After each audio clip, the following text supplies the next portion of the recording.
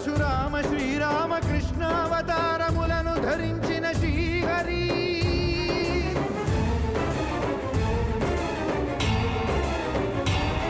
అవతారకుడౌ అవతారమూర్తిగా సాక్షాత్కరించి ధరింపజేయవయా నను బంధ విముక్తుని చేయవయ్యా